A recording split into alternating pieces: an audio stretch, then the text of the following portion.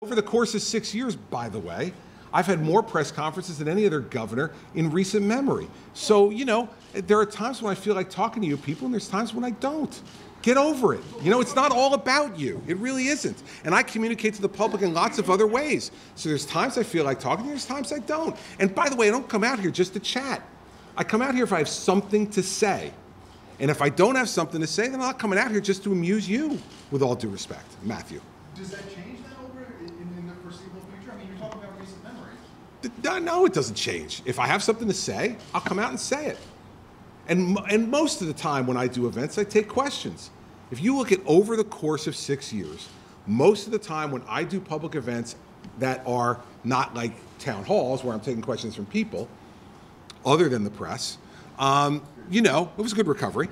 Although I maybe didn't want to recover so much, but I did. When I'm taking those questions, that suffices for the day. There are other times when I decide I want to do a public event where I don't need to take questions if I don't want, quite frankly, to muddle the message of the day. I mean, you guys know the way this works, and the naivete that you pretend to have. Well, why wouldn't you do this? Well, listen, if I'm trying to get a message across to people in this state, it's tough enough to do that.